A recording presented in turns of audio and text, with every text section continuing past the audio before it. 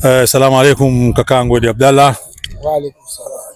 Salamu alaikum kakangu, ndugu yangu mwenzangu Athman China. Wa alaikum salam. Naam, karibuni sana Leeds. Mimi hapa ninazungumza ni Amran Rashid Salim ambaye ni mratibu wa mashindano haya UK Swahili Bonanza ambayo yanafanyika leo tarehe 31 mwezi Mei 2025 kwa mara ya kwanza hapa Leeds. Umuhimu wa tumeshazungumza kwamba mashindano haya yanakutanisha wana diaspora Waswahili, wazungumzaji wa Kiswahili, na kwa mara ya kwanza linafanyika hapa Leeds na sisi tumekuwa wenyeji, lakini inshallah biidhnillah huko mbele yatahamia mji baada ya mji. Kwa hiyo tunao hapa wazoefu wa miaka mingi, manguli hawa wa timu zetu hizi za Tanzania ambao wameshacheza timu mbalimbali, wameshacheza timu za taifa na wao ni wawakilishi vile wa moja wapo katika Swahili UK Bonanza. Nilikuwa naomba tu kuwauliza, yani kwanza naanza kakangu Edi hapa. Unahisi vipi mashindano haya au tukio hili, kwa mashindano tuseme tukio hili yani linafaidisha vipi hapa nyumbani UK na kule nyumbani Tanzania? Karibu sana.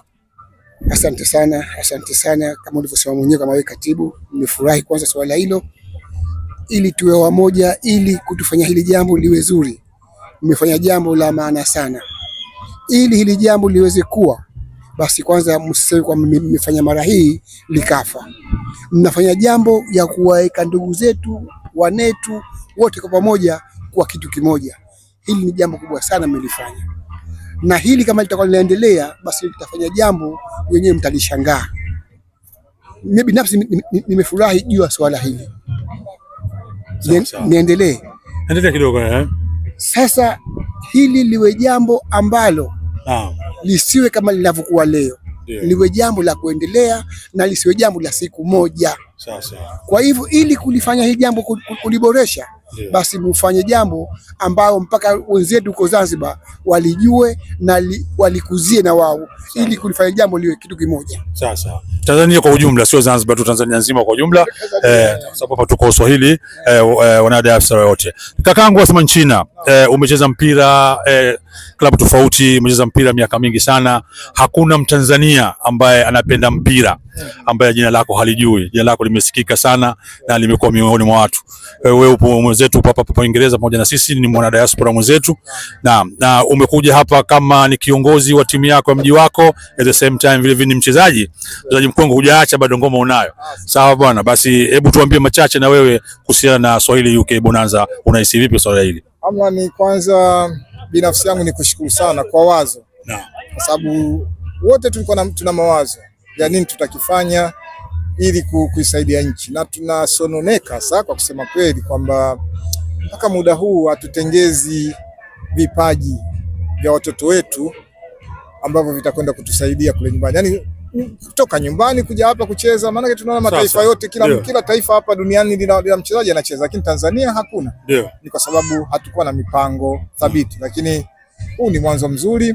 Na isitoshe serikali nayo imeonyesha dhamira kwamba kutaka kusaidia hili, kwa sababu umekaribishwa na balozi, amelikaribisha ili wazo na amejitolea mwenyewe kuja mwenyewe, kama ulivyosema binafsi atakuja hapa ili kusukuma ule msukumo. Vile vile amejitolea kutafuta labda kama unavyosema wadhamini, japo hawakupatikana, ni mwanzo. Kwa hiyo tusikate tamaa.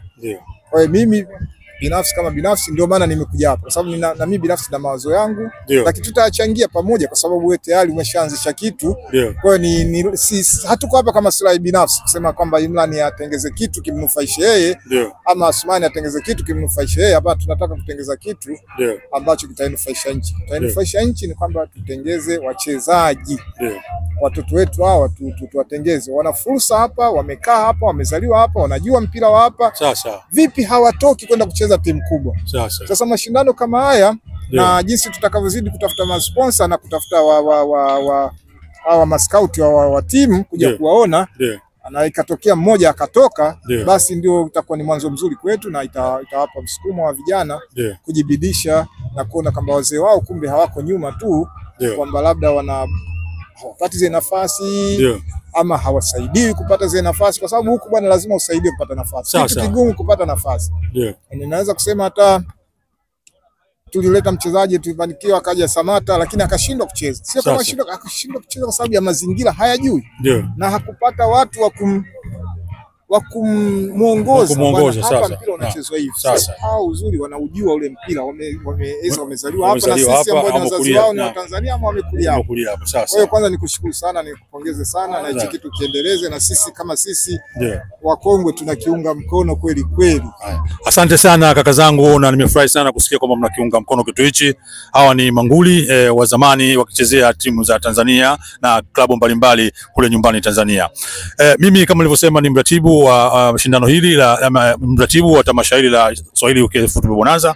Kwa sasa hivi tutaishia hapa, lakini bado tunao hapa leo kutwa nzima ndani ya Leeds, tutakuwa nao. Tunapenda sana kuwashukuru wadhamini wetu Just Fit ambao wametusupplyia kiti kwa timu zote nane zinazoshiriki. Hali kadhalika tunapenda kuwashukuru vile Tanzania Commercial Bank, wao wameweza kutuletea haya matrophy na medali kwa ajili ya mashindano ya leo. Na wadhamini mbalimbali wadogo ambao wamejitokeza, tunawashukuru wote kwa pamoja. Tupo pamoja hapa leo mpaka jioni. Balozi ataingia baada ya muda si mrefu na msafara wake kutoka ubalozini pale London. Asanteni sana kwa kutusikiliza. Hapa ni Leeds UK Swahili Bonanza. Oye!